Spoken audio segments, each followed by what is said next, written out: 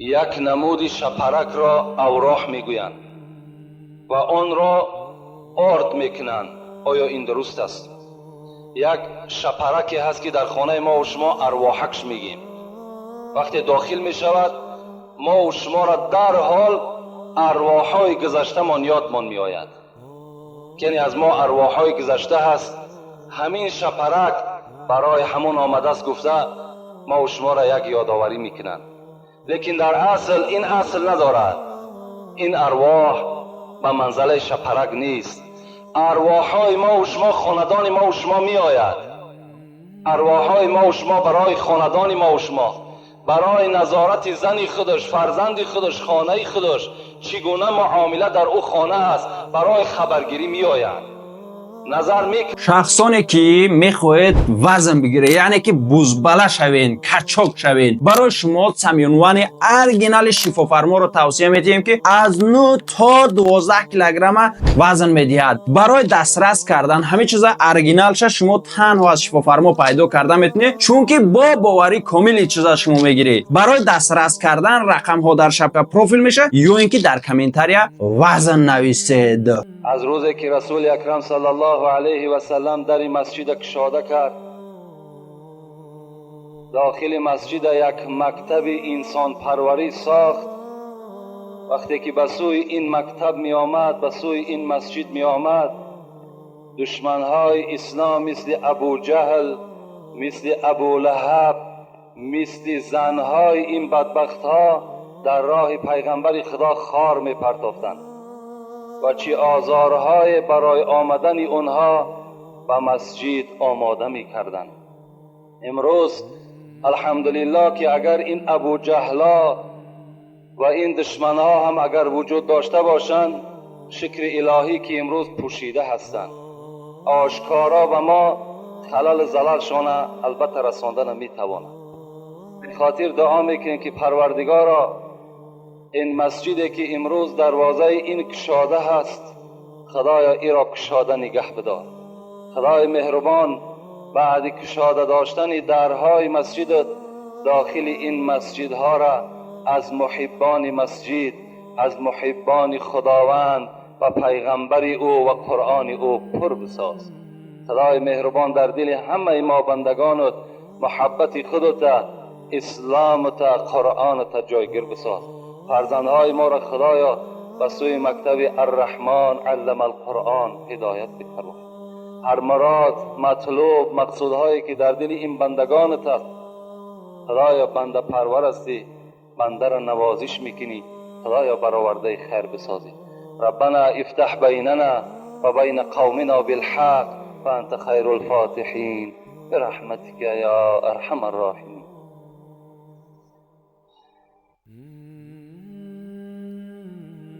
عن ابو هريرة رضي الله عنه قال: من تطهر في بيته ثم مضى إلى بيت من بيوت الله ليقضي فريضة من فرائض الله كانت خطواته إحداها تحط خطيئة والأخرى ترفع درجته. رواه مسلم. ابو هریره عاشق رسول اکرم حدیث از پیغمبر خدا بر ما و شما می رساند. ابو هریره را شما می شناسین. ابو هریره همان کسی هست که ابن جوزی در کتاب خودش میگه 5374 حدیث از یاد می دانست. بهترین راوی هست. همه راوی های حدیث ابو هریره دیده از اونها زیادتر حدیث روایت کردگی هست. حضرت میگه بار محافظه من ضعیف شد، از یاد کردن حدیث های پیغمبر برای من مشکل می آمد و رسول اکرم راجعت کردم. پیغمبر خدا قابلیت محافظه من ضعیف شده است، چیکار کنم؟ میگه رسول اکرم گفت روی مال سرت در بالای زمین پهن کن. میگه روی مال سرم در بالای زمین پهن کردم، با دست مبارک چی نقشه کشید یا چی حرف نویسان گفت ابو هریره بالای سر کن. بالای سر کردم، چنان دیگر شدم که اگر یک مجلس ساعت گپ میزد همه حرفای رسول اکرم حفظ میکردم، اذیت میکردم. حضرت میگفت اگر شبی که من 12,000 بار سبحان الله نمیگفتم، خواب اون شب برای من حرام بود. یک رشته داشت، میگه حضرت 1000 گره در آن رشته بافتگی بود. 12,000 بار حضرت میگفت سبحان الله، پاک هستی تو ای خدای بزرگ ما. اینا میگفت حضرت سر در بالش میگذار. همین حضرت چی گفتن؟ گفتن رسول اکرم شنیدم که میگفت که هر کسی که اگر در خاندانش طهارت کند، سر و بدن خود بشوید.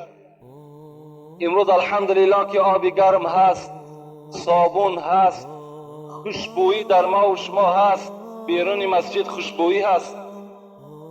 هر کسی که در خاندان بدنش میشود، لباس هایی که بوی عرق بدن میکند، لباس هایی که چرک است، آنها را یک جانب میگذارد یا آنها را تازه میشود، بی بوی میسازد و در بدن خود میگیرد و قدم زنان به سوی مسجد میآید.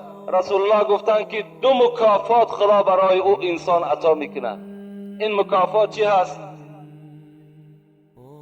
تحط خطیئه والاخرى ترفع درجه. اگر همه انسانی که طهارت کرد، بدن خودش شست، لباسها را پاکیزه کرد، جورابهایی که بو میکرد بیرون پرتافت، داخل مسجد شد، لیقضی فریضه من فرائض الله، به مقصد چی آمد؟ به مقصد آن آمد که نماز جمعه که فرض الهی است، فرمان خداوندی است، تا که از گردن خود ساکت کنم. و همین مقصد آمده باشد. مقصدش برای وقت گذرانی، مقصدش برای شرم همسایه، مقصدش برای یک سخنی مسجد بر یکان جای دیگر بردن نه، فقط برای ادا کردن نماز جمعه اگر آمده باشد. رسول اکرم گفت بر همان امت من مکافات خبر بتین، تحط خطیئه والاخرى ترفع درجه. قدم اولش ده تمام خطایی که در عمر کردگی است خداوند همش کوره می سازد. دویم قدمی که به سوی مسجد میگذارد درجاتی او را در جنت خدا بلند می سازد. خوش به حال و بندگانی که این شرط شرایطی که در حدیث بر ما خبر دادگی است با همین مقصد بر مسجد ما می آید. این مسجد ما نیست، مسجد همه ما و شماست. این مسجد همه مسلمان هاست. این مسجد نامش است، لکن این داخل چنان تربیه میکند که مثل ابوبکر، مثل عمر، مثل عثمان، مثل علی شیران خدا را تربیه میکند. الحمدلله که امروز ما و شما اگرچه ما یک بنده نالایق، اگرچه ما یک بنده روسیا هم باشیم، لیکن امروز در اطراف خود یک چند نفری را جمع کردیم و از صحبت خداوند و پیغمبر او به سمع شما میرسونیم. این ماه ربیع الاول است. ماهی هست که بهترین موجودات و بهترین مخلوق الهی رسول اکرم شفاعت کننده کل امت در قیامت به اذن الهی به دنیا آمده است. روز چهارشنبه اول ابتدای این ماه بود.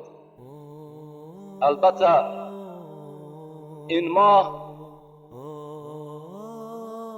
ماه را همه ما و شما باید دوست بداریم، به خاطر آنی که سرور ما و شما، شفاعت کننده ما و شما در این ماه به دنیا آمدند. حضرت بایزید بسطامی میگوید، چی میگوید؟ میگوید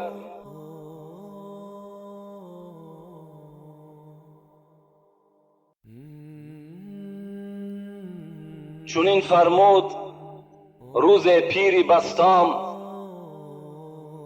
ز اسرار حقایق آن نکونام. یک روز میگد این بایزید بسطامی چونین یک سخن شیرین را، چونین یک اسرار پیشینیا را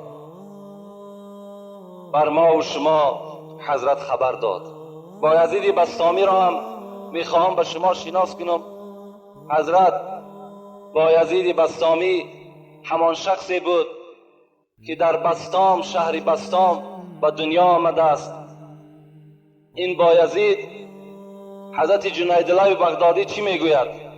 میگوید این بایزید در بین ما در قدر و در منزلت مثل آنی بود که جبرائیل چگونه که در بین ملائکه ها بود، چگونه که جبرائیل در بین ملائکه قدر و قیمت داشت، این بایزید بسطامی در بین ما همان منزلت و قدر را در بین تمام اولیاها و ولیهای خدا همین مرتبه را صاحب بود. حضرت میگد همین بایزید بسطامی چنان آداب داشتند که وقتی که به مسجد می آمدن میگد حضرت در راه گریه کرده می آمدن و چنان یک آداب داشتند که به مقصد مسجد که می آمدن در راه توف نمی کردن. تا این اندازه حضرت میگد بی نهایت آداب خیلی بلندی داشتند. بار میگد نزد مسجد آمد که شاگرداش شکایت میکند، ساعتها میگه گریه میکرد پیش از داخل شدن مسجد. وقتی از اون بپرسیدن بایزید سبب گریه چیست؟ میگفت حضرت میگفت من خودم را مثل زنی که حایضه است که داخل شدن مسجد برای او گناه است و سبب ناپاک شدن مسجد می شود، خودم را مثل همون زن حایضه حس میکنم. بیرون مسجد می ایستم، از بس که من که بنده گناهگار هستم، بنده خطاکار هستم، در تصورات من، در فکر من این حکمت میگذرد که وقتی که من داخل مسجد می شوم، من آدم گناهگار، مسجد یک موضع پاک است، شاید که این مسجد، این موضع پاک از من آدم معصیت آلود، از من آدم گناهگار شاید که ناپاک شود. چگونه حضرت ها بزمیانی که این قدر عبادت ها داشتند، خاک پای بایزید بسطامی از تمام ما و شما بهتر بود. شبان روزن حضرت ها عبادت داشتند، در وجودشان چنان ترس خدا نشسته بود که شاگردهاش میگد شب بالای بام برآمد همین بایزید بسطامی، تا روز میگد ذکر میکرد، خدا را یادآوری میکرد. وقتی سحر شد بالای بام برآمدیم، نگاه کردیم که بایزید بسطامی در یک کناره بام میگد طهارت شکستگی بود، یعنی پیشاب کرده بود. نگاه کردیم پیشابش کلن همه خون بود. وقتی میگه از او پرسان کردیم بایزید آیا اگر بیمار باشی طبیب حاضر کنیم، این خون از وجود شما بیرون شده است؟ میگه حضرت به جانب ما گشته گفت این درد من طبیب ندارد، این درد من دیگر درد است. بالای بام بودم، گفت به یادم یک خطایی در آوان جوانی کرده بودم، یادم آمد که در جوانی یک خطایی از من گذشته بود و در فکر همان چنان به خدا داده شدم، چنان زاره و تولا کردم که فردا اگر از همان خطایی، از همان گناه اگر خدا مرا راست کند و مرا بپرسد، من بر خدا چی جواب می گفته باشم. از این خاطر گفت پیشاب من بر خون مبدل گشت. ببین امروز ما و شما ریشای ما و شما مثل کفن سفید است. 20 سال 30 سال پیش گناهایی که کرده میشینیم با او چکار میکنیم، یادآوری میکنیم. چی معیشت داشتیم، چی عرق نوشی داشتیم، چی زیناکاری داشتیم. اون معیشت نبود، اون معصیت بود. این شرمندگی است وقتی که ما و شما گناه را یادآوری میکنیم، تا جایی که در عوض او توبه کنیم، از خدا بترسیم، ما و شما یادآوری میکنیم، بر گناه خود باز فخر میکنیم. فعمل المعصیه بقدر صبرک علی النار. پیغمبر میگه ای امتی من همون قدر گناهی بکن که قوت سوختن را در آتش دوزخ داشته باشی. جد تو آدم بهشتش جای بود. حضرت رومی خدا رحمتش کند میگد بابای شما حضرت آدم روزی که خدا خلقش کرد اولین آدم داخل جنتش کرد. جد تو آدم بهشتش جای بود، قدسیان کردن بهر او سجود. تمام ملائک حضرت آدم در داخل جنت سجده میکرد. یک گناه ناکرده گفتندش تمام، مذنب برو بیرون خرام. یک گناه کرد در داخل جنت، خدا گفت بر این گندم نزدیک نشو. با وسواس شیطان حضرت آدم به گندم نزدیک شد، خطا کرد، گندم را خورد، در امر الهی تجاوز کرد. خداوند از جنت بیرونش کرد به سبب یک خطایی، یک گناه. رومی چی میگوید به سوی ما و شما؟ تو طمع داری که با چندین گناه داخل جنت شوی ای روسیا؟ تو طمع داری که امروز تا بیگه فقط و فقط در گناه مبتلایی، در یک چاه گناه آلوده هستی، بزم این باز میخواهی که وارد جنت جاویدان شوی؟ جنت جای خطاکار نیست، جنت جای گناهگار نیست، جنت جای پاکان است، جنت جای عاشقان الهی هست. همین بایزید بسطامی گفتند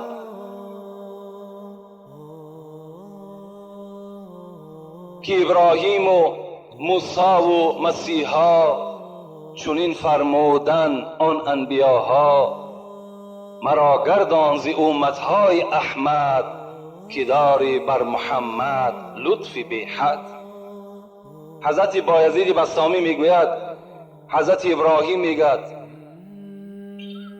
حضرت ابراهیم، حضرت موسی، حضرت عیسی، همه اینها تمنای داشتند، آرزوی داشتند. چه آرزو بود؟ خدایا ما را از آنی که پیغمبر ساختی از این دیده اگر امت محمد می ساختی، این برای ما فضل بود، این برای ما بهتر بود، زیرا که بر محمد تو بی‌نهایت لطف بی حد دادگی هستی. زیرا که محمد یکی از پیغمبرهای هست که در آخرت همه دامان حضرت بهر شفاعت می قپند. چون این پیغمبر ما و شما صاحب هستیم، چون این پیغمبر ما و شما البته امت هستیم. خداوند در قرآن تعریفش میکند و انک لعلی خلق عظیم. ای محمد صلی الله علیه و سلم، چه یک فعل خوب داری، چه یک کردار نغز داری، چه یک معامله حلیمانه داری. خداوند در قرآن رسول اکرم همچنان وصف میکند. من یک معامله نیکی او را بر شما وصف میکنیم، انشاءالله موضوع ما دیگر است. خدا خواسته باشد از مولودهای حضرت، خواه روز جمعه است خواه یکان روز دیگر است، انتخاب میکنیم. ما روزهای جمعه فقط یک ساعتی داریم که خودش ساعتی تبلیغ است، ساعتی هست که یعنی به گوش همه مردم حکم خدا پیغمبری را برسانیم. از این خاطر هر جایی که مولود شود در روز جمعه ما اشتراک کرده نمیتونیم، زیرا که جمعه در جمعه خودمان میمونیم. اگر کسی که مولود کنه از در مسجدهاشان روزهای شنبه یک شنبه اختیار کنند. روزهای جمعه خودش یک ساعتی است که خدای ساعت بهر ما آورده است. بازی را به مولود تبدیل بتیم، باز اگر جمعه به جمعه شیم مثل سال آینده میاییم دیگر هیچ کس را نمیابیم.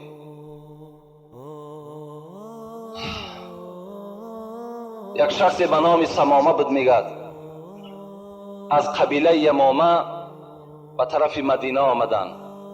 در دست میگد یک کارد داشتن. وقتی که وارد مدینه شدن با اون شخص حضرت عمر رو پرو شد. از او پرسان کرد تو کی هستی؟ گفت من نفری هستم که دشمن محمد هستم و این کاردی که در دست دارم بهر قتل همین محمد صلی الله علیه و سلم آماده کردگی هستم. عمر که طاقت شنیدن این سخنها نداشت، عمر شخصی بود که جان فدای پیغمبر ما و شما بود، دویم یاری رسول اکرم بود. لو کان بعدی نبی لکان عمر ابن الخطاب. اگر پیغمبری بر محمد ختم نمیشد، گفت رسول اکرم، هر آینه بعد من عمر پیغمبر میشد. اینقدر عدالت و اینقدر صدق بر اسلام داشت. حضرت میگه هر دو دست به دست شدن. حضرت عمر میگه لباس های اون مشرک از بدن کشید، کاردی او را از دستش گرفت و برده میگه در یک گوشه از مسجد مثل سگی را که بند میکنی همچنان بند کرد و نزد رسول اکرم برای خبر دادن رفت. پیغمبر خدا را گفت یک شخصی برای قتل تو آمده بود، ما او را دستگیر کردیم. این کاردی که میبینی کاردی همون شخص است و همان نفر در یکی از گوشه های مسجد بند کرده شده است. رسول اکرم از جای خود خیستند، آمدن داخل مسجد، دیدن که در اصل آن چیزی که عمر گفته بود همان است و جانب همون شخص نگاه کرد، گفت برای این کسی که دشمن من است طعام آماده کردین؟ حضرت عمر در هیجان آمد، گفت رسول اکرم چی میگوی؟ طعام برای همین مشرک، همین شخصی که برای قتل تو آمده است، اینا باز ما طعام بتیم؟ رسول اکرم خطاب کرد از خانه من رفته شیر تازه بیاره. میگه حضرات دوان به خانه رسول اکرم رفتن، در یک ظرف شیر آوردن. رسول اکرم امر کرد دستهاش بکشاییم. دستهاش میگه کشاده کردن. ظرف در دستش داد، شیر یک جایه میگه همش نوشید. کارد در دستش داد، گو به خانت برو. حضرت عمر گو رسول اکرم چی میشود که گردن ایره من بزنم؟ رسول اکرم توجه به عمر نکرد و حضرت عمر میگه پیش از آنی که این شخص از پیش رسول اکرم دور شود، گفت بگو ای مشرک خدا، اشهد ان لا اله الا الله اشهد ان محمد رسول الله، بگو کلمه طیبه را. لیکن این شخص میگه خودداری کرد، نگفت، رفت. یک چند قدم رفت میگه و پس گشت آمد نزد پیغمبر خدا، میگه بزانو زد، گفت اشهد ان لا اله الا الله اشهد ان محمد رسول الله. عمر در حیرت مان، گفت ای شخص، گفت الحال من بر تو این کلمه طیبه را عرضه کردم، چرا نگفتی؟ و بعد چند قدم گشته آمدی باز گفتی؟ گفت اگر در اون صورت من کلمه را عرضه میکردم، هر آینه بر من میگفتید که از حساب آنی که ما اسیرش گرفتیم، از حساب آنی که در سیاست ما افتاد، یعنی از ترس جان ایمان آورد. من که آزاد شدم، همچون مستقل از پیش ما که دور شدم، گشته آمدم ایمان عرضه کردم برای رضاگی خدا و برای معامله خوبی که پیغمبر بر من کرد. ببین چگونه یک پیغمبر حلیمی داشتیم. اسلام ما همچنان است. اسلام ما همچنان معامله بر دشمنهای خدا میکنه. موعظه ای که الحال داریم، این سوال و جواب هایی که در پیش من ایستادگی است، اینها را میخوام به سمع شما برسانم، زیرا که خیلی از حد زیاد شده است. باز چندین سوال ها در پیش ما منتظر جواب هستند. بسم الله الرحمن الرحیم.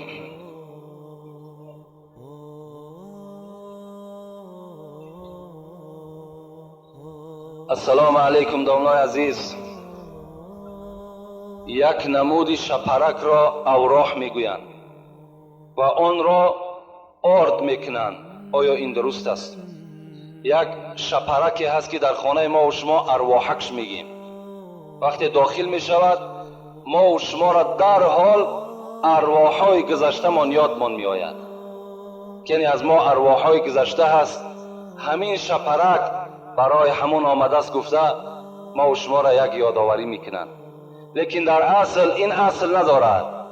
این ارواح به منزله شپرک نیست. ارواحهای ما و شما، خاندان ما و شما می آید. ارواحهای ما و شما برای خاندان ما و شما، برای نظارت زن خودش، فرزند خودش، خانه خودش، چگونه معامله در او خانه است، برای خبرگیری می آید. نظر میکنند که از خانه بر بحر او آیا یگان طعام، آیا یگان خیر احسان، آیا 2 رکعت نماز خوانده می شود یا نه؟ البته می آیند، لیکن شما میتونین ارواحهای خودتان با قدر ذرت خودتان از خیر احسان چیکار کنین؟ خشنود بسازین، با نمازها خشنود بسازین. این ارواحکی که میگیم اینا البته اصل ندارن، این هم یک مخلوقی خداست، فصلش می شود، پیدا می شوند، هر خانه داخل می شوند. اگر بر همین بهانه هم اگر خانه ای که خیر احسان نداشته باشد با فکری همین اگر خیر احسان کرد، اینش هم خوب است.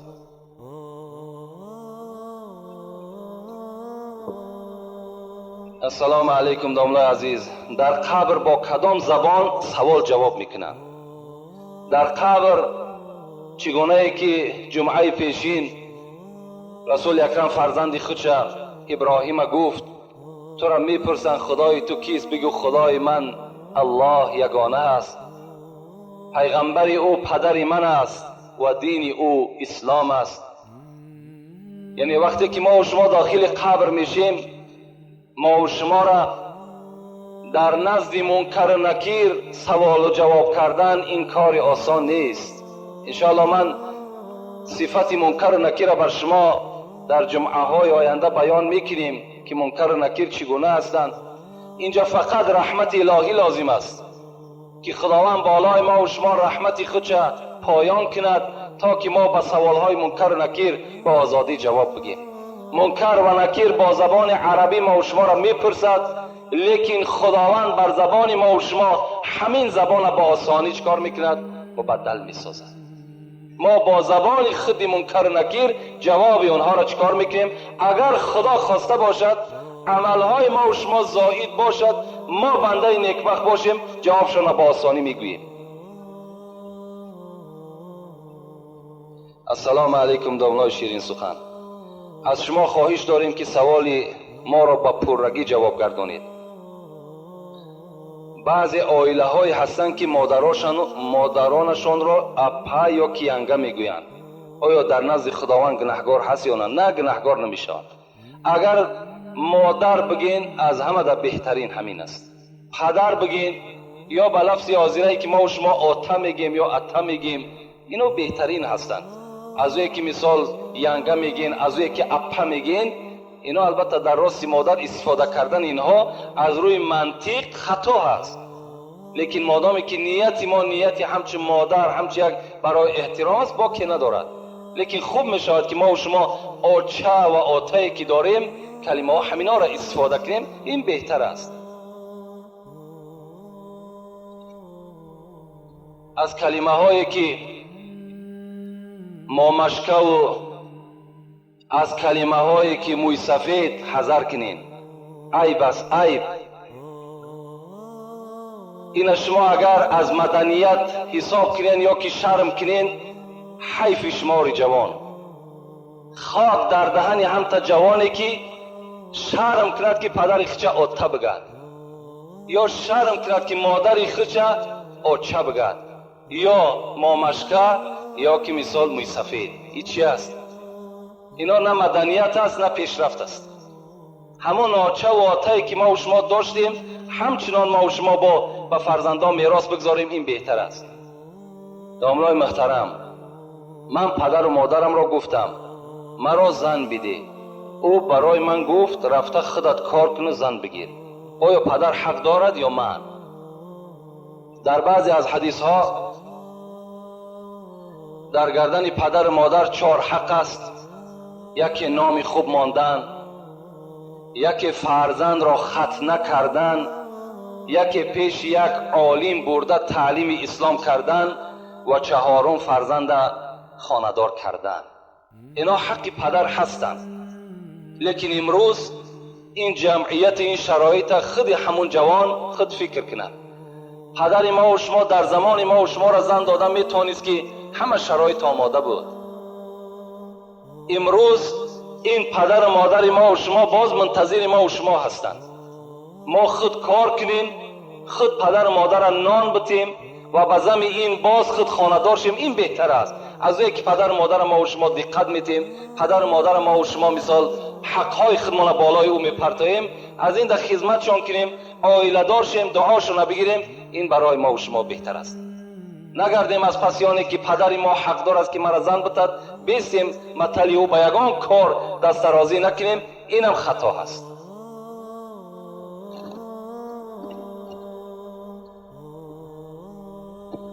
السلام علیکم دوستان عزیز. من سوالا را مختصر جواب میگیم زیرا که به همه سوال ها نمیرسیم.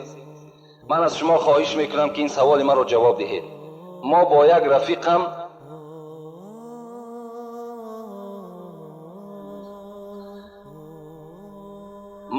رفیقم نشسته بودیم. رفیقم ناخونهایش را بریده بخورد. من به او گفتم که برای چی ناخونهایت را میخوری؟ او گفت که من رزقم را زیر پا نمیگذارم. این سوال مرا جواب دهید.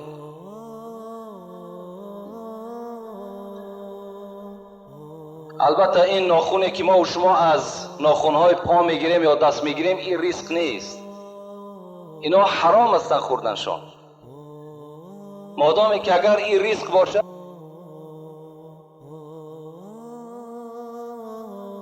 میشود یا نه؟ من از شما خواهش دارم که این سوال مرا با پررگی جواب دهید. یک برادر به دست ممکن که کرتش یا ممکن که میکش بی نماز است و لباس بالاگیش با نماز است. آیا نماز همان شخص جایز می شود؟ نه، جایز نمی شود. خدا در قرآن ما و شما را چی می گوید؟ یا ایها المدثر قم فانذر و ربک فکبر و ثیابک فطهر. و ثیابک فطهر. خدا میگه وقتی که تو بالای جای نماز میبرای، ذکری بر من میکنی، لباس ها تا پاکیزه کن، لباس ها تازه باشند، بعد تو ذکری خدا را بکن. اگر در لباس شما در کدامش نباشد، خواه روگیش باشد، خواه تاگیش باشد، بی نماز باشد، نماز شما جایز نمیشود.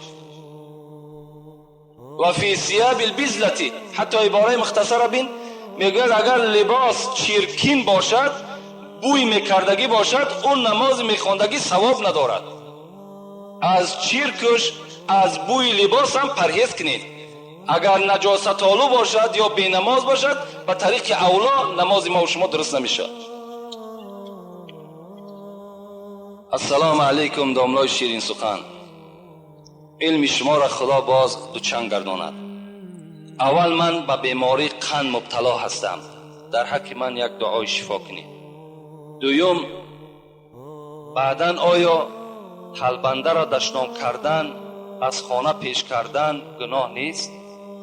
این کار را کسی کرد که دستی رسا و با دولت است. برادرایی که به کسل قند مبتلا هستند، علال خصوص در این جمعیت ما، در این محله ما هم و این کسل قند چندین نفرها مبتلا هستند. علال خصوص این سوال دهنده هم طلب شفا کردن، خدا همگیشان شفای کامل و شفای عاجل نصیب و روزی بسازد. و این سوالی که کردن، آیا تلبنده را از نزد خانه دشنام داده و از خانه پیش کردن و زمیانی که دستی رسا دارد، آیا جایز است یا نه؟ آیا گناه نیست؟ البته گناه است. خدا در سوره والضحی و ما و شما تذکر می دهد و اما السائل فلا تنهر. شما وقتی که تلبنده خانه شما وارد شد، شما بالای تلبنده گپی سخت نگین، یعنی در تلبنده را دشنام نتین، تلبنده را از نزد دروازه پیش نکن، بلکه چیکار کن؟ اگر دست رسا باشد چیزی بر او عطا کن. اگر لباس زیادتی داشته باشی بر او عطا کن تا که لباس بدنش نو کنه. شرط نیست که تو به همین 10 درم و 20 درم جان تعظمو که از بزم دولتی داشتگید تو خلاص کنی. اگر میتونی جوان مردی کن، خدا دولت بر تو داده است، بهر این داده است که دست یک تلبنده را بگیری، دست یک همسایه را بگیری، دست یک طالب علم بگیری، برای یک برادر یک کتاب بخری. برای همین دولت داده است. دولت برای چی دیگر هست؟ رسول اکرم چی میگوید؟ در حدیث مبارک میگوید، هر وقتایی که اگر متنهای عربیش نمیگم، ابو هریره روایت میکند، وقتی که انسان سحر از خواب بیدار میشود، 2 ملائکه بالای خانه همان شخص میفراید. یقول احدهما، یک تای همین ملائکه چی میگوید؟ اللهم اعطی منفقا خلفا. خدایا اگر همین بنده تو خیراندیش باشد، همین بنده تو دست درازی کند، همین بنده تو سخی باشد، خدایا اگر 1 سوم همین بنده صرف کند در عوضش 700 سومش عطا کن. و یقول الاخر، لیکن ملائکه دویمش چی میگفت است؟ اللهم اعطی ممسکا تلفا. پروردگارا اگر همین بنده ای که دولت دارد، همین بنده ای که سهولت دارد، اگر همین بخیل باشد، دست درازی نکند، طلبنده را از نزد در براند، دست درازی به سوی همسایه نکند، خدایا این ممسک است، این بخیل است، مالی را تلف بده. این دعای ملائکه هست در حق آدمی که بخیل است. از این خاطر هیچگاه ما و شما بخیلی را پیشه نکنیم. زر و نعمت اکنون بده کان توست. سعدی میگه در بستانش زر و نعمت اکنون بده کان توست، که فردا بیرون ز فرمان توست، که فردا از دست تو میرودی. تو امروز بالای این مال تو سرداری داری، همین روز بته. با دنیا توانی عقبا خری، بخر جان عزیز ورنه حسرت خوری. بر همین دنیا تو میتونی، بر همین مال و اولاد چیز چارت میتونی که آخرت بخری. تو بخر که فردا پشت دست میگزی دیگر فایدت نمیکنه. برای همین البته این دولتداری هم غنیمت است، این کم بغلی هم خودش یک حالتی است که تیز گذراست. من به شما یک حکمت خدا را میگم، یادم آمد. انیس المؤمنین گفتگی کتابی هست. در همون انیس المؤمنین چی میگوید؟ میگوید یک روز مثل همین سوالی برادر کرده است، یک زن با همراه شوهر در پیششان میگد مرغ بریان بود، طعام میخوردند. به ناگاه یک فقیر، یک طلبنده در اونها را کوفت، در اونها را تق تق کرد. اجازت داخلش دادن، داخل شد، آمد نگاه کرد که این زن و این شوهر هر دو در پیش مرغ بریان دارند، خورده ایستادند. زن میگد به جانب اون شوهر چی گفت؟ شوهر گفت این آدم طلبنده است، این فقیر است، چی خوب میشود که همین مرغ پیش او بگذاریم، ما که دولت داریم، سهولت داریم، فردا باز میخوریم. شوهر چی گفت؟ شوهر که آدم بخیل بود، آدم تنگ دست بود، گفت این طلبنده را از خانه بیرون کنید. طلبنده را از خانه بیرون کردن. زمانها گذشت، حکمت خداست، چندین سال میگه از بین گذشت. همین مرد ثروتمند دولتش از دستش رفت، فقیر شد، گدا شد. زن که طاقتی بر بیمالی این شوهر نکرد، بر بی دولتی این شوهرش طاقت که نکرد، گفت شوهر مرا طلاق بده. شوهر طلاقش داد. از دست این میگه شوهر بیرون شد، رفت و یک شوهر دیگر میگه در نکاح خود در آورد که او خیلی با دولت بود. روز میگه در همون خانه نشسته بود، همین زن با این شوی نوی با دولتش مرغ بریان میخوردن. بناگاه میگه یک طلبنده داخل شد. طلبنده داخل شد، تق تق کرد، گفت چیزی بر من عطا کنین. این شوهر که آدمی سخی بود، خدا ترس بود، گفت زنه گفت این مرغ بریان برده به دست همین آدم طلبنده بده. برد میگه بالای لالی و در دست همون طلبنده عطا کرد و میگه گریه کرده به پیش شوهرش آمد. شوهر گفت برای چی گریه میکنی؟ برای همین یک مرغی که ما در راه خدا خیر کردیم، برای همین گریه میکنی؟ زن گفت نه، گریه من برای این است که همین شوهر من بود، همون شوهری با دولتی که من داشتم امروز همین نزد من با دروازه من طلبیدنی آمد. این شوهر نوی با دولتش چی گفت؟ گفت تعجب نکن تو ای زن، همون مردی که در خانه شما طلبندگی در آمده بود همون من بودم، همون من بودم، خانه شما داخل شدم، بر من مرغ ندادین. حکمت خدا را ببین، حکمت خدا را ببین. با دولت مناز، با مهنت ملال، که این هر دو را زود از زوال. با دولت نازیدن لازم نیست، با فقیری و تنگ دستی نازیدن لازم نیست.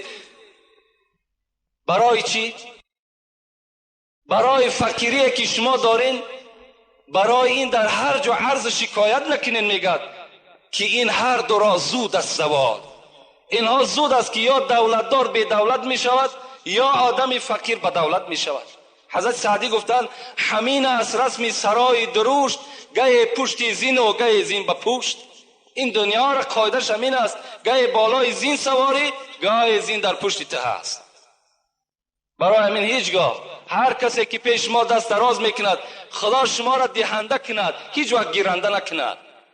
شما بتین چیزی دارین عطا کنین، انشاءالله خداوند خیر دولت شما را زیاد میکنه. پیغمبر ما و شما به خدا قسم میخورد والذی نفس محمد بیدی، قسم بر آن ذاتی که جان محمد در دست اوست، ما نقص مال عبد بالصدقه. اگر کسی که در راه خدا صدقه میکند به خدا قسم گفتن محمد که مال او کم نمی شود، مال او زیاد می شود. السلام علیکم داملای شیرین سخن. یکی از مخلصان اشدی شما، دو شخص قهری اند. یکی از آنها در مسجد پیش درآید، نماز دیگرش درست می شود.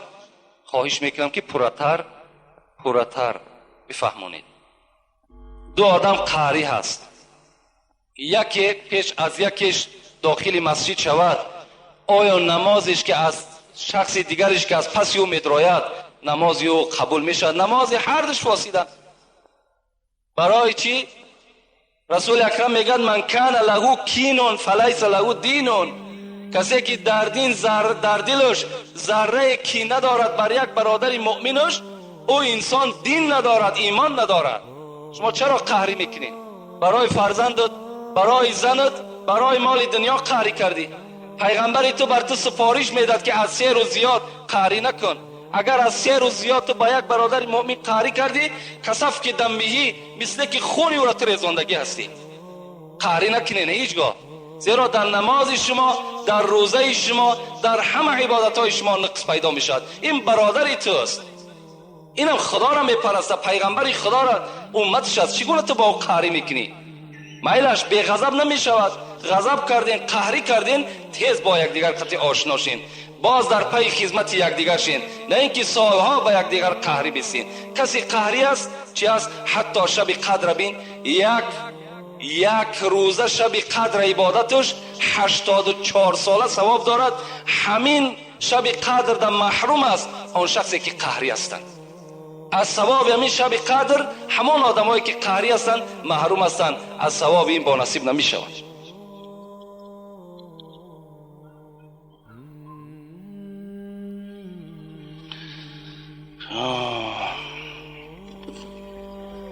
السلام علیکم داملای شیرین سخن. از شما خواهش میکنم که سوالم را با پرگی جواب دهید. در توی ها و در نوروزی ها گلبزم میگویند، حالا این درست است یا نه؟ گپ های بی شرم میگویند. دخترها و پسرها باشن با دقت گوش میکنن. مادامی که خود جواب همین سوال گفته، گلبزم هایی که میشود بین خواهر ما و شما و بین بگه مردهای بیگانه از کجا صحیح میشد؟ از کجا درست است؟ کجا درست است؟ و این گوش هایی که ما و شما با شنیدن این گلبزم ها حوالش میکنیم، فراموش نکنیم که خدای شما میگد این السمع والبصر والفؤاد کل اولئک کان عنه مسئول. چشم های شما، گوش های شما، تمام اعضای شما در روز قیامت در بالای شما مسئولیتی دارند. برای هر یک اعضایی را که در راه خطا تو صرف کردی، برای اینها در نزد خدا جوابگو هستی. هیچگاه جایز نیست و هیچگاه در این معرکه ها اشتراک نکنین، زیرا که البته شما مثل همون شخصایی میشین که در همون معرکه اشتراک میکنن و گناهکار میشوند.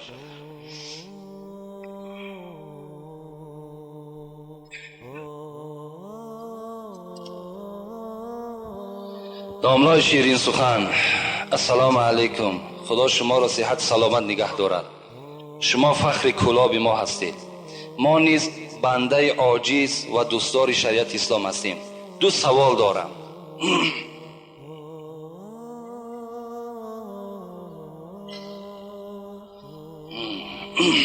کدام گونه سگها را کشتن در اسلام جایز است؟ و در کیها داشتن سگ جایز است؟ دویم سوال، اسلام چی معنی دارد؟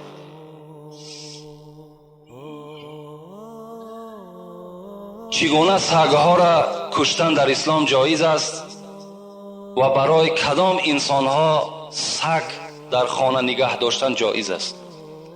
پیغمبر ما و شما حدیث های مبارک نویساندم، میگوید لا تدخل الملائکه بیتا فیه کلبا و سوره.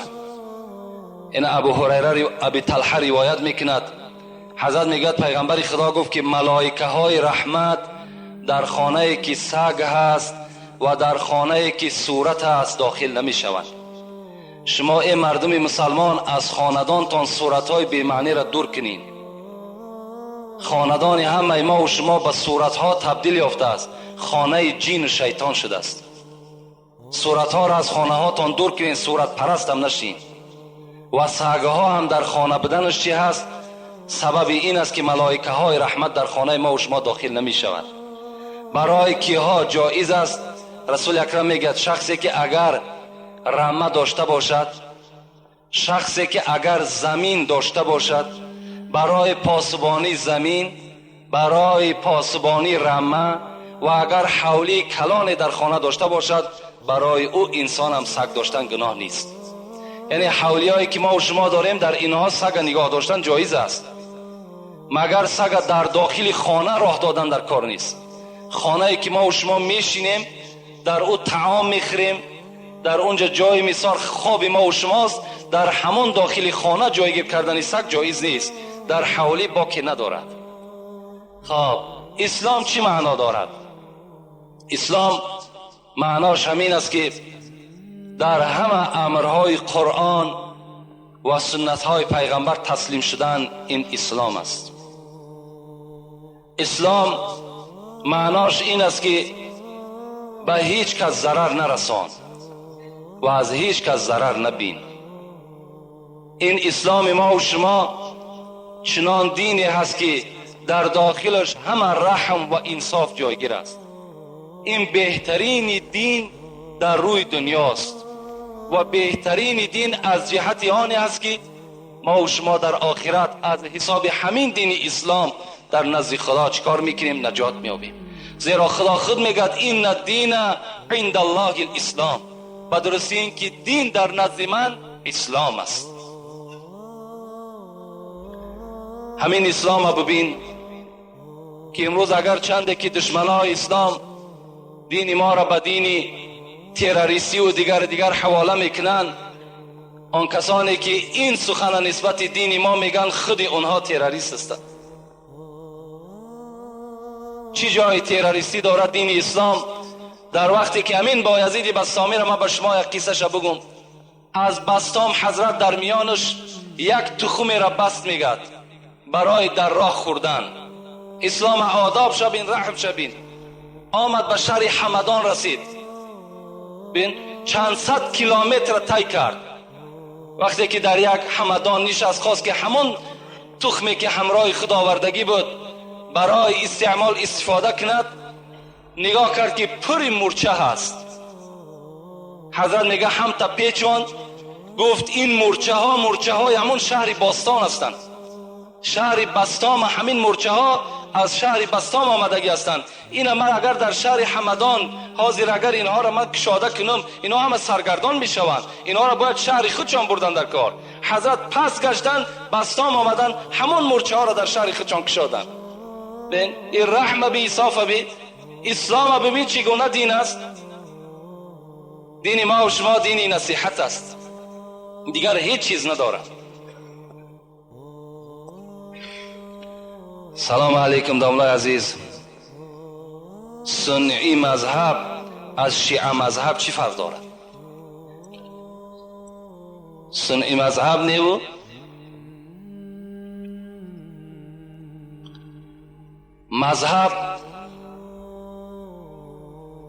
مذهب ما و شما که اهل سنت و الجماعه هست از شیعه مذهب به چی فرق میکنه؟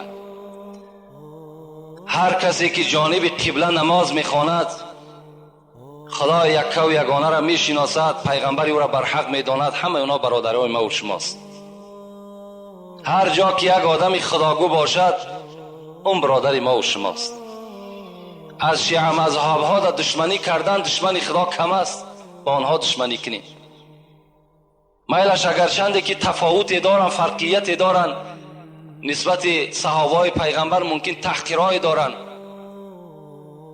لیکن برای ما و شما جدا کردن امروز اهل سنت از شیعه هیچ لازم هم نیست و در داخل این موضوع ما و شما هم کارم نکنیم. همین قدر بدانیم که اونا هم برادر ما و شماست، اونا هم غمخوار اسلام هستند، اونا هم چیکار میکنن؟ در راه اسلام خدمت کرده ایستادند. اکثر امروز تجارت ما و شما از حساب همون مردم شیعه مذهب است. السلام علیکم داملای محترم، با این سوال ها جواب گردانید. بالای سر مرد در وقت جان کندن زنی که یاسین را تواند خواندن مرد نباشد میتوان تلقین کند؟ میتواند البته. یعنی مردی که در حالت نزع جان است هیچ کسی نیست که یاسین بالای او بخواند. پیغمبر خدا را حدیث مبارکش است که شما در حالتی که نزع جان میشود یکی از برادر شما یاسین بخوانید. اگر نباشد مردی میتونیم که زنی که اگر یاسین میتواند بیاید تلقین همون مرده کند، با که ندارد، هیچ جای گناهش نیست. دویم سوال، زن میتواند مرغ را یا حیوان کلانی را ذبح کند؟ به طریق اولا میتواند. زن برای زن کشتن مال گناه نیست. همه زنها میتونند کدام نماد حیوانی نباشد ذبح کنند. فقط برای ذبح چی لازم است؟ کاردی تیز باشد و بسم الله الله اکبر. بس از خواه مرد از خواه زن است میتواند کدام حیوانی نباشد البته ذبح کند. زن شد گناهکار میشود. سلام علیکم داملا، خواهش التماس دارم درباره جادوگرها گپ زنید تا مردم ملا را از جادوگر فرق کنند که این جادوگرها دین اسلام را سیاه کرده خودشان را ملا مینامند. آنها یگان آدم را به اسلام به نماز دعوت نمیکنند. خیلی مادام همتا باشد دیگر چی جای شهر دادن شد؟ وقتی که به ما و شما را به نماز دعوت نکنند، ما و شما را به مثال اسلام دعوت نکنند و خودشان هم ملا بگیرن، در صورتی که فالبین جادوگر باشن و ملا هم نیست جادوگر هم نیست. فقط شما یک کلمه را فراموش نکنید. وقتی که در یگان کسی را جادوگری میکند بگین جادوگری کرد، ملاگی کرد. نه، این ملاگی از جادوگری فرق دارد. این جادوگر هم در دنیا و هم در آخرت روش سیاه است. اون نه ملا است نه جادو از دستش می آید. السلام علیکم داملای عزیز، به همین سوال من جواب دهید. به حاجتخانه بی‌طاقی در آمدن اوبال است؟ من به حاجتخانه در آمدم، مرا یک ملا جنگ کرد که بی‌طاقی نداره. راست میگه. در یکی از فتواها ما به چشم خود دیدیم که داخل حاجتخانه انسان باید که سر لوچ داخل نشود، زیرا که حاجتخانه خود مکان جین هست و جین عادت همین است که هر جایی که اگر یک یعنی بدن لوچ بیابد حتمی در اونجا زلال میرساند. از این خاطر این صاحب کتاب هم به ما و شما گفتن که داخل حاجتخانه که شدین شما اول پای خودت در نزد در همون حاجتخانه یعنی شرفه بتین تا که هر چیزی که باشد از حاجتخانه دور شود. و اللهم اینا نعوذ بک من الخبث والخبائث، خدایا از این نجاستی که مرا آزار میدهد خدایا این را از بدن من دور بساز گفته با همین قدم پای چپ داخل چی شو؟ حاجتخانه شو و سر خودت بپوشان. این بهتر است برای که ضرر جین به تو نرسه. بسم الله الرحمن الرحیم. السلام علیکم داملا عزیز، من از شما همین را پرسیدنیم. ملت پرستی چگونه هست در قیامت؟ ملت پرستی را چگونه سزاوار است؟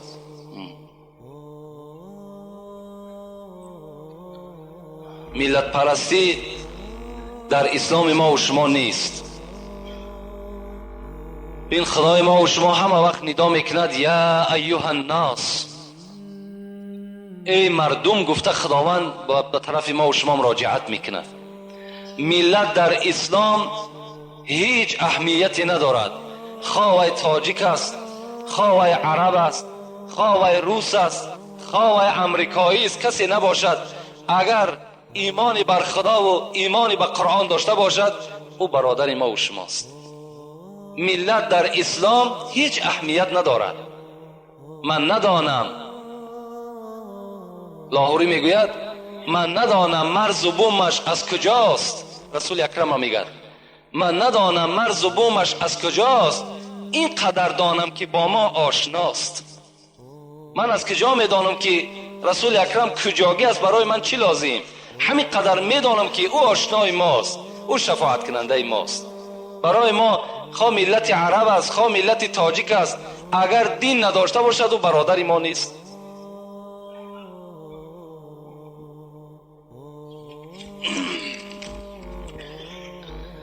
السلام علیکم دامنای شیرین زبان. آیا چنین طلاق درست است؟ وقتی که زن حامله دار باشد و در بستر بیماری خواب باشد و شوهر به عصبانیت و به مجبوری والدین او را به یگان شاهد 3 طلاق میکند و زن با او سوال و جوابی نمیدهد، مرد از بیمارخانه برآمده میرود. یعنی یک مرد بوده است، زنش در بیمارخانه خواب بوده است، پدر و مادرش مجبور کردن که همان زن طلاق کن. این جوان رفته است به حضور شاهد زن طلاق کرده است. البته طلاق می شود. در طلاق کردن شاهد شرط نیست، در نکاح کردن شاهد شرط است، لیکن در طلاق کردن شاهد شرط نیست. حتی اگر تو میتونی که به خط بنویسی که مثال به عائله خودت که من تو را 3 طلاق کردم، طلاق می شود. برای این در طلاق کردن هیچ وقت کوشش نکنید، سراسیمه نشین.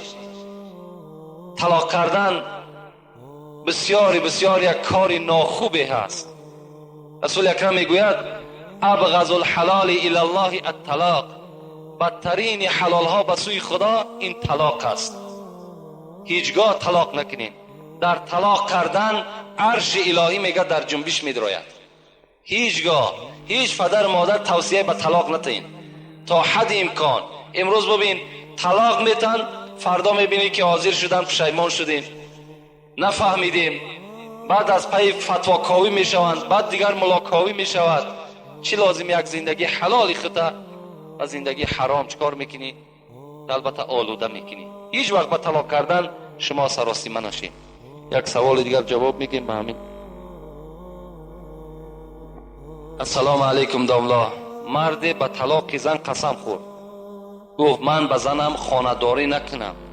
به 3 طلاق زن قسم خورد. زن حیض دید. اگر به قسم میخوری که زنم 3 طلاق فلان کار نکردم، در اصل کرده باشی، زن طلاق شده است. فرق ندارد. شما به زن طلاق قسم که خوردین، زنتون طلاق میشود. او چی لازم؟ قسم دیگر نیست، فقط باید همین زن طلاق ما و شما قسم بخوریم. فرق ندارد. او حیض میبیند، او زن حامله دار است، او زن بچه میزاید، یا 2 بچه میکند یا 3 بچه میکند، چند تایی بکند، طلاق است. لفظ طلاق گفتی زن طلاق میشود. دیگری بچه کردن او، حامله دار بدن او، حیض دیدن او، اینا هیچ به لفظ صریحی که از زبان ما و شما میبراید هیچ دیگر تاثیر ندارد. باز تاکید میکنم که دور باشین، طلاق نکنین. تا حد امکان غضب کنین.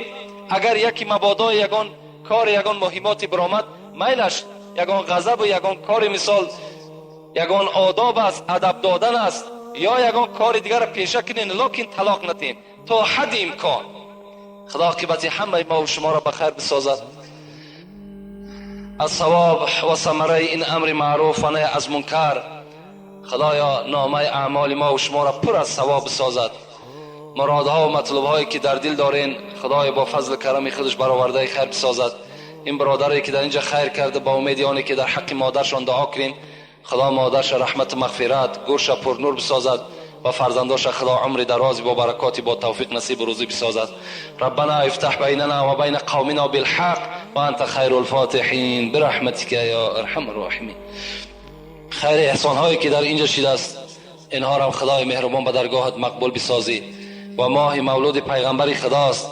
این بندگان خیر احسان کردگی را خدایا به شفاعت پیغمبرت موفق بسازی.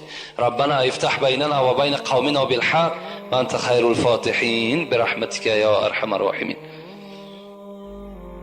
سوال هایی که باقی مانده است انشاءالله میبینیم جمعه آینده کنی و شاید به جمعه های آیندهش باز یک سوال جواب دیگر انشاءالله تشکیل میکنیم.